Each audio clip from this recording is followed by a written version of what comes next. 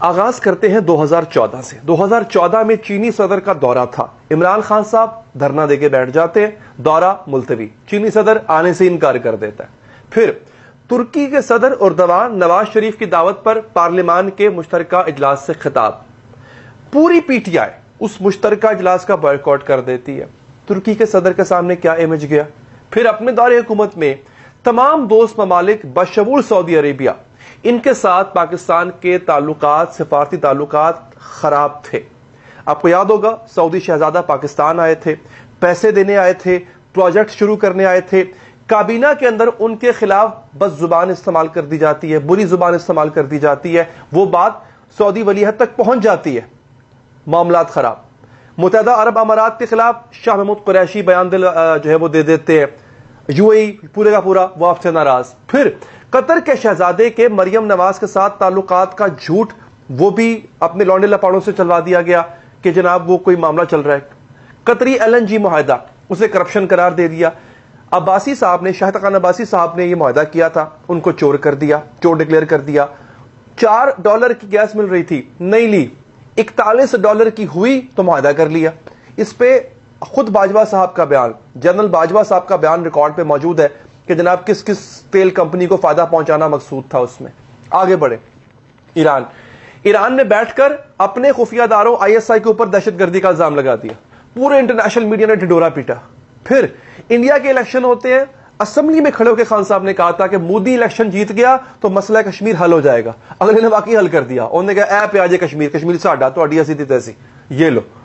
امریکہ میں ٹرمپ کے ساتھ اس کے داماد کے توسط سے یاری تھی, اچھی بات ہے. دورہ کر کے وہ آئے تو جناب اسے ورلڈ کپ جیتنے سے تعبیر کیا. ٹرمپ نے کشمیر پر ثالثی تسلیم کر لی. پارٹی رہنماؤں نے ہار پہنائے, مبارکباد دی, بڑی اچھی بات ہے, ویری گڈ, بہت بڑی فتح کر کے آئے ہیں. مگر اسی ہفتے انڈیا نے کشمیر پر پورا قبضہ کر لیا, آرٹیکل 370 ایبروگیٹ کر دیا. خان صاحب نے صرف آدھا گھنٹہ مارچ کیا. مجھے آپ کو یاد ہوگا کہ جمعے کا دن رکھا گیا تھا, جمعے کے جمعے ہم نکلا کریں گے, صرف ایک جمعے نکلے, اس کے بعد پھر جمعہ 4 دن. اب ناظرین, کچھ لوگ جو کہ ساتھ گئے تھے خان صاحب کے دورہ امریکہ میں, وہ کہتے ہیں کہ اس وقت MNAs کو اور وزارت خارجہ کو پتہ لگ گیا تھا کہ انڈیا کشمیر کا معاملہ گول کرنے جا رہا ہے. پہلے پتہ لگ گیا تھا, ہم نے کچھ نہیں کیا. وزیر اعظم بنتا ہی انڈیا سے دوستی کا بیان دیا انہوں نے. حالانکہ اس بیان پہ, اسی دوستی کے بیان پہ پچھلوں کو غدار کہا تھا. آپ کو یاد ہوگا, مودی جیتتا ہے اس کو مبارکباد دیتے ہیں. وزیر اعظم بننے سے پہلے مسلسل CPAC کے خلاف کیمپین چلائی. مراد سعید نے کرپشن کا الزام لگایا, آپ کو یاد ہوگا, اور اس کو دوسری ایسٹ انڈیا کمپنی قرار دیا تھا مراد سعید نے اور ان سب نے. وزیر اعظم بنتے ہی اپنے وزیر کو انہوں نے کہا جناب چڑھ جاؤ اس کے اوپر, CPAC کے اوپر. کیا ہوا, معاملہ کھٹائی میں پڑ گیا, CPAC پہ کام رک گیا. چین نے سرکاری میٹنگ میں احتجاج کیا تھا کہ جناب فلاں شخص ہمارے خلاف بیانات دے رہا ہے. اس کے ہوتے ہوئے اجلاس میں وہ نہیں بیٹھے, آپ کو یاد ہے, اس کو اٹھایا گیا, اس بندے کو اجلاس سے میں نام بتا چکا ہوں اوپر پہلے, پھر جا کے اجلاس ہوا, پھر چینی لوگ وہاں پہ بیٹھے آ کے. یعنی آپ یہ دیکھیں کہ ان کے دور میں جو CPAC کا منصوبہ تھا وہ لپیٹ کے سائڈ پہ رکھ دیا گیا تھا. کوئی آخری بات مجھے بتائیں کہ آخری منصوبہ مکمل ہوا, کب ہوا تھا؟ یہ ملک کی تاریخ کا سب سے بڑا قرضہ لیا گیا. پروجیکٹ ایک بھی شروع نہیں کیا. پہلے سے جاری CPAC پروجیکٹس پر کام یا تو سلو ڈاؤن کر دیا گیا یا پھر مکمل طور پہ بند کر دیا گیا. انہی کے دور میں CPAC کے ملازمین پر حملے بھی ہوئے. اسٹیٹ بینک کو خود مختار کر دیا, IMF کے حوالے کر دیا. IMF کے ملازم تھے رضا باقر, آپ کو یاد ہوگا, وہ چھٹیوں پہ پاکستان آئے ہوئے تھے, ان کے حوالے اسٹیٹ بینک کر دیا, اسٹیٹ بینک کا صدر بنا دیا ان کو. تاریخ کا مہنگا ترین معاہدہ, اور جب حکومت جاتے دیکھی کہ حکومت جا رہی ہے, معاہدہ توڑ دیا. یعنی IMF سے ڈیل ہوئی تھی, IMF نے کہا تھا آپ نے قیمتیں کم نہیں کرنی, سبسڈی نہیں دینی, انہوں نے جاتے جاتے $10 کم کر دی.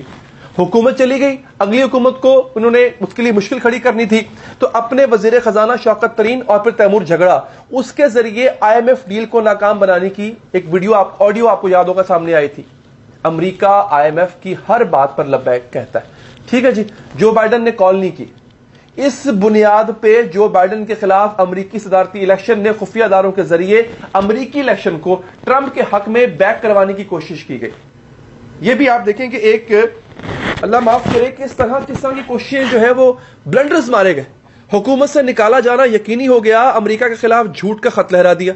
بعد میں کہا جناب کہ یہ تو امریکہ نے نہیں کیا, یہ کیا ہے جنرل باجوہ نے.